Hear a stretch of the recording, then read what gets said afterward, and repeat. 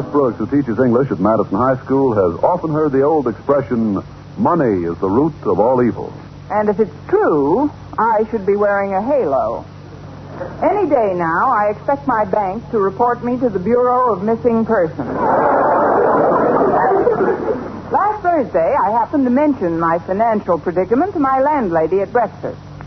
I don't know what to do, Mrs. Davis. I simply can't save any money. Oh, it's just as well, dear.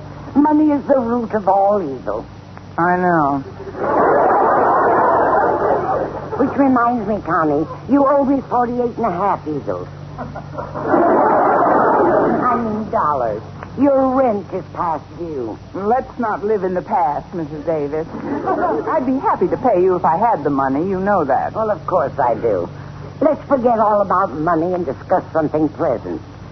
Summer's just ahead, Connie. Where are you going to spend your vacation? Well, I thought I'd pack all my clothes and go to the Riviera. The Riviera? That's a pawn shop on the other side of town. Sam Riviera runs it. Well, if I were in your spot, I'd try to get a job with the Deacon. The Deacon? Deacon Jones. His square dance troupe is playing town hall this week. My goodness, you should hear that old Deacon swing out on his crazy mixed-up fiddle. Oh, yes, now I recall the name. Isn't he the fellow who bills himself the Hillbilly Hyphus? That's the chap. I don't know about you, Connie, but I dig that kind of music. Well, when you're through digging, bury it for me, will you? Believe me, that man makes nothing but money. I thought of you when I read the big ad he ran in yesterday's paper. What did it say? Well, he's planning a long tour this summer, and since some of his troupe have children traveling with him, he'd like to hire some school teachers to go along. To tutor the hillbilly kids? Exactly. According to the ad, the teachers would also have to entertain a bit and sort of meet the children on their own ground. Wherever that is. You know what I think, Mrs. Davis? I think the Deacon has snapped his mental G-string.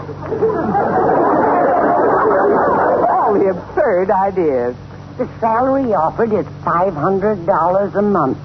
$500? Well, I don't know about you, Mrs. Davis, but I dig that kind of money. If I could spend just 1 month with his troupe, I could afford the best vacation. Oh, no. Not with the square dance troupe. I'm sorry, but Mother didn't raise her girl to do-si-do. Well, you do as you please, dear. It was just a suggestion. Oh, there's Walter Denton to drive me to school. Come in, Walter. Greetings, ladies. Form a line. A nickel a kiss and my lips are divine. Hello, Walter. Pull up a chair. Ain't no food. The cupboard's bare. Why the square dance greeting, Walter? Yo, I'm on a hillbilly kick, Mrs. Davis. When I was in the malt shop with some kids last night, we turned on the radio and got town hall. We danced for 1 solid hour to the music of Deacon Jones. And, Miss Brooks, I have news. If you'd like to earn $500 a month this summer, there's an ad. Mrs. Davis told me about the Deacon's ad, Walter, and I'm not interested. Well, okay. So maybe Mr. Boynton would be interested. The way he's been cutting down expenses lately, he could probably use that money. As soon as we get to school, I think you should try to talk him into it. I should talk him into it. Wouldn't that be a little presumptuous? Yeah, maybe you're right. I really think a job like that would be a great experience for you, Miss Brooks, but I can see where it might not be so hot for Mr. Boynton. I mean, after all, he's a single guy. Wouldn't know anyone in the troupe but you. Have to spend all his time with you, night after night. Just like being married, traveling around, night after night. Like I say, as soon as we get to school, I'll try to talk him into it.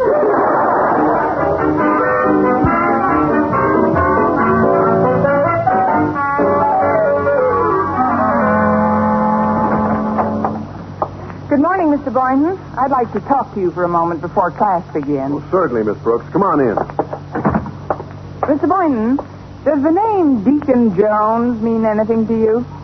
Just that he's been visiting local high schools in search of school teachers to tour the backwoods country with his troupe at a salary of $500 a month, and that while he was at Henry Clay High yesterday, he announced that our school will be one of his stops this afternoon. Never heard of him, huh?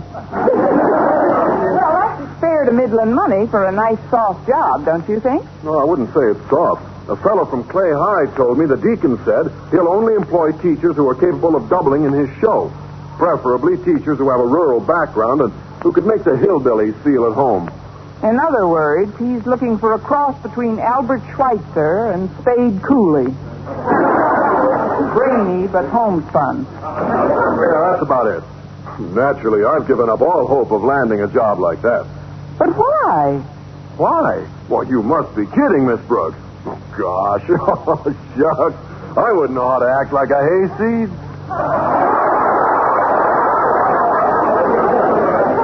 You wouldn't have to act. With a little rehearsing, it would become natural. I really think a long trip through those hills would do you a world of good. Not to mention me. You? Miss Brooks, surely you couldn't pass yourself off as a rural character. For $500, I could out Judy Canova.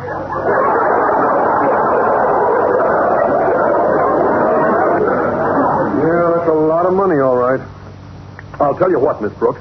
I've got a book of very witty minstrel jokes down in my locker. Now, let's meet here in my lab during lunch hour, and we'll rehearse some of those jokes. I'll be here with bells and a gas mask. Oh, good morning, Mr. Conklin. Good morning, sir. At ease, but remain alert. Miss Brooks, Mr. Boynton, as you know, the Board of Education recently distributed general exam papers for the purpose of conducting a comparative survey to determine faculty efficiency in the schools in this area. Yes, sir. A total of 7 high schools participated in the test, and Mr. Stone, the head of the board, just called to tell me the results. Oh? Where did our school come in, sir? Dead last, ma'am. My heart goes out to our students in this hour of shame, Miss Brooks. The blame for their abysmal showing in the test must, of course, be laid at the doorstep of our teachers. But, Mr. Conklin... Good students are made, not born. The failure of our students actually reflects the shocking inability of you teachers to cram some knowledge into their into their willing minds. Henceforth, I'll permit no faculty fraternizing during school hours. And I shall now tack a notice on the bulletin board to that effect. That will be all. Goodbye, Mr. Conklin. Bye, sir. Gosh, if we're forbidden to fraternize, we won't be able to rehearse before Deacon Jones comes over this afternoon. Not here in the lab, at least. I know, Mr. Boynton. We'll go underground. Underground? We'll meet in the supply room downstairs. Mr. Conklin hasn't been there in weeks. Well, it's risky, but we'll just have to chance it.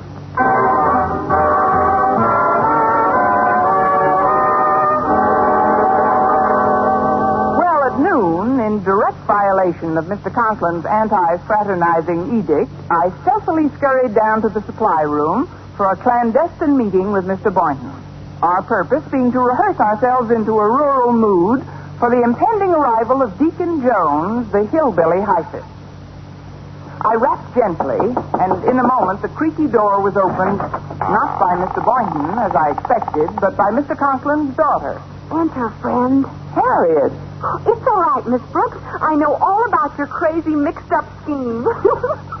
Who squealed? Nobody. But while you and Mr. Boynton were cooking up your plot in his lab this morning, I happened to be right outside watering his window plant, and I overheard. You and your crazy mixed-up long ear. Did you tell anyone what you overheard? Oh, not a living soul. Just Walter Denton. He wants to try to land a job with the Deacon's troop, too, Miss Brooks. He's sure his father will give him permission to leave home for a month. Permission? His father would probably swap him for an undernourished tapeworm. Look, Harriet, if you say a word about all this to your dad, you'll spoil everything. He'd be furious. Hold it, Harriet. Who goes there? A member of the underground. Who? Walter Denton, the vagabond lover. Come on in, Rudy. Look, Miss Brooks, I brought 3 tambourines for you, me, and Mr. Boynton, partner. Oh, hi, Harriet. Oh, isn't it exciting, Walter? I just can't wait to see Deacon Jones in person. With a name like the Deacon, I'll bet he looks real dignified. Hold it. Who goes there? It's Mr. Boynton. Hey, what's in the box, Mr. Boynton? Well, some minstrel show and square dance material, Walter. I'll have it open in a second. I was hoping it was food. I haven't had lunch yet. Oh, I'll be glad to get some sandwiches for us, Miss Brooks. Oh, that's very nice of you, Harriet. Don't mention it. I'll be back in a little while. Look at this, Miss Brooks. A big book of minstrel jokes and a beautiful banjo. Just listen to this tone. Gee, Dad, it's a Wurlitzer. When I pick My Dog Has Fleas on the banjo like that, Miss Brooks, we spring our first humorous anecdote. You can read it right from the book. Here you are. Thanks. What's that you played on the banjo, Mr. Interlocutor? My dog has fleas. Funny kind of a dog. My dog has pups. Oh, no.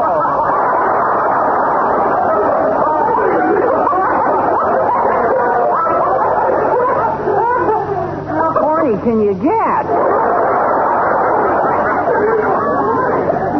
Your attitude, Walter. I thought that was pretty nifty. Let's get down to some serious rehearsing, Miss Brooks. You read some of those jokes aloud. Meanwhile, I'll sit here with the banjo on my knee. Why not put me on your knee and let the banjo tell those jokes? I memorized the best ones, I think, so I'll coach you. Now, listen. First I say... I just know this one will break me up. First I say, you don't have to tell me off anymore. I consider myself told. Uh-huh. Then you say, if you're told, why don't you put on your itty-bitty overtoes? I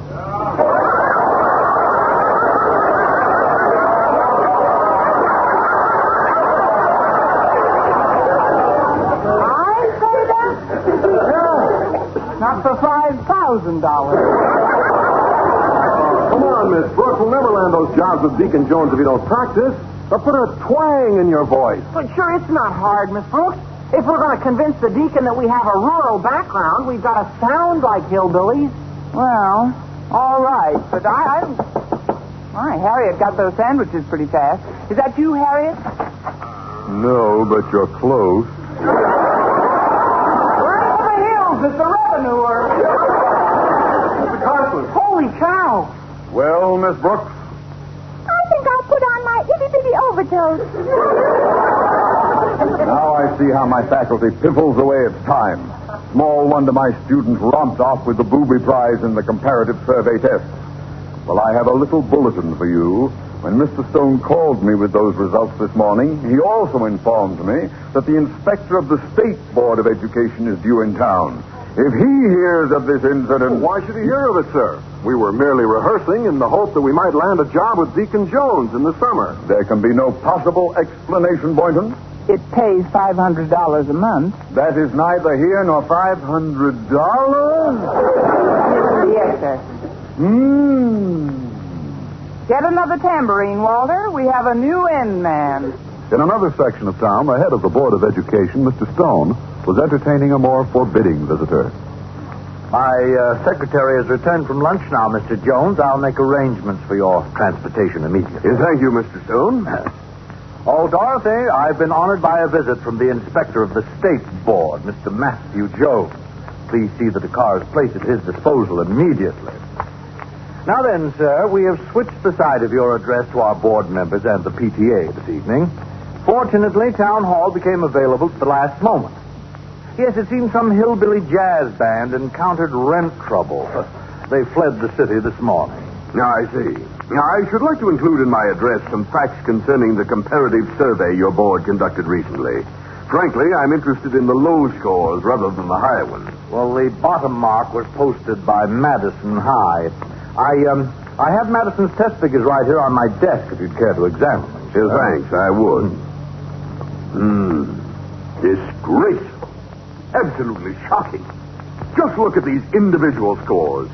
Walter Denton, 14%. Well, that boy must be a blithering idiot. Either that or he has idiots teaching him. Who's principal at Madison High? Mr. Conklin, Osgood Conklin. Rather a pompous man, but I believe he has some of the most brilliant teachers in the city, Mr. Jones. Is that? I'd like to see for myself.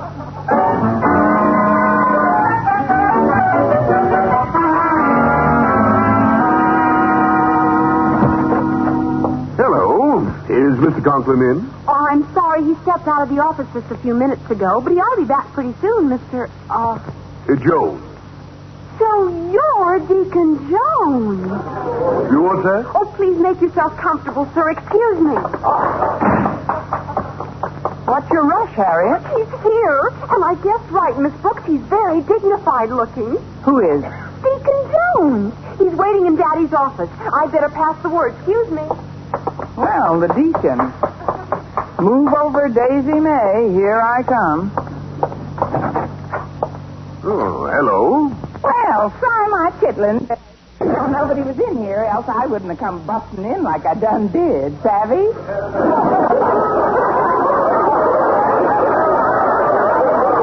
Who are you? I teach English in this here institution. You're an English teacher? Ain't nothing else but. My name's Miss Brooks. Care for a chaw of hog's liver? Thank you, no. Just how long have you been teaching, Miss Brooks? Oh, a heap of years. And believe me, I get a kick out of learning them kids. Only thing is, I kind of miss the folks back home. The folks in the hills. I'm sure a hankering to be back with my people. You may get your hankers sooner than you think. Honest and true, you mean it? I sure do, honey child. Oh, hi there, Mr. Barton. I dropped my Mickey Mouse penknife. I can't find the darn thing nowhere.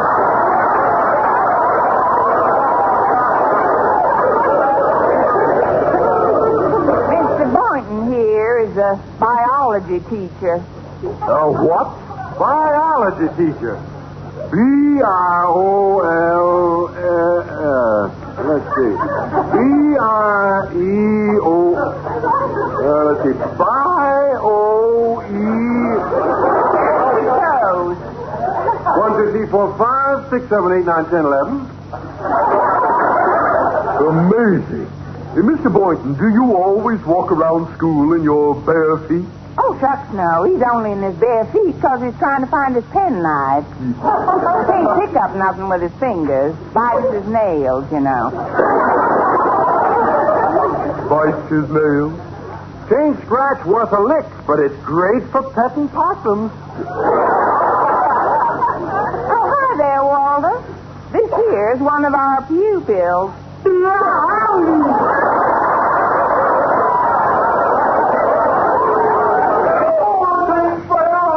Chasing a mouse, and he ducked into a little hole, and I could only get my head in. This here is Walter Denton. Naturally.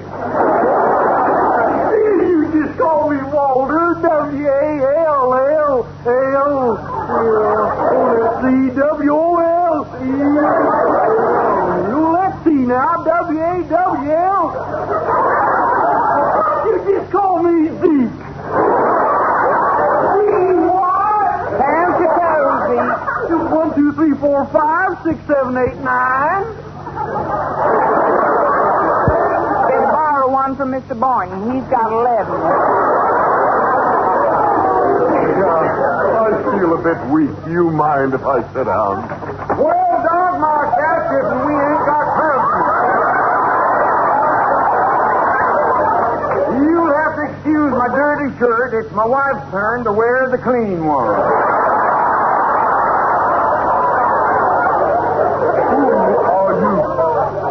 This here's our principal. Principal? This is Mr. Conklin. You just call me big, fat, lovable Hezekiah. I don't know who you are, mister, but we're just plain down-to-earth folks here. Hill folks. Yes, indeed.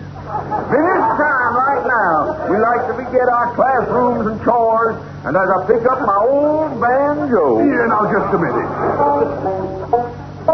And as I pick up my old banjo. Yeah, put that thing down. We'll think of the folks back home and drift into songland.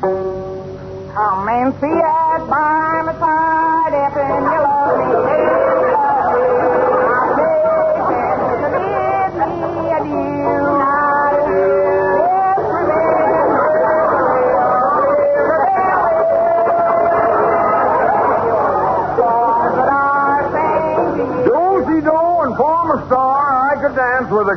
bar. This is incredible. Come and sing at my side if you love me. But do not hasten to bid me. I learned how to kiss like a glutton, playing trumpet for honorary Hutton. Just remember the Red River Valley and the old songs that I sang to. Every time I dance with Louise, I get a run in my BVD.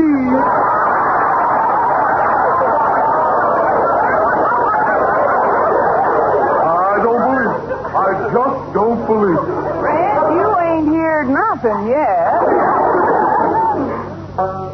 Come and say it by my side if you love me. Sing it, Zeke. Hasten to bid me. Used to love the silver screen, but whatever happened to Bobby Breen? But remember the Red River Valley.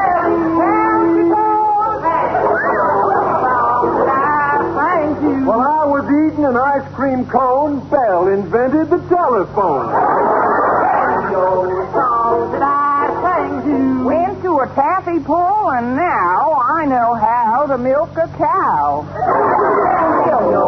Songs that I sang to you, I sang to you.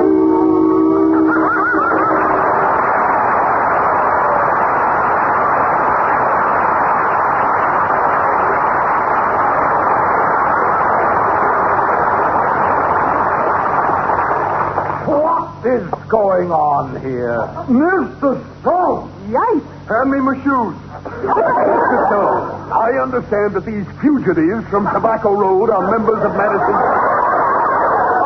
Please run along, Deacon Jones. Deacon? What are you talking about, Miss Brooks? This happens to be Matthew Jones, inspector for the State Board of Education.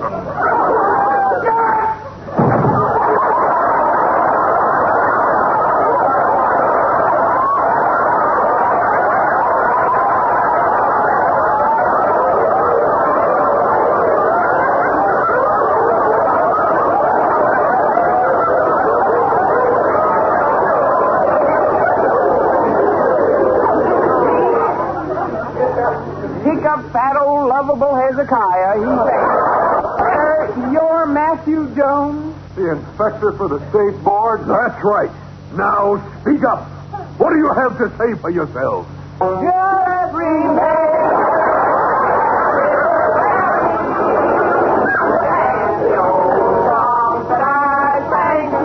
What good will it do to speak? We are plainly up the creek.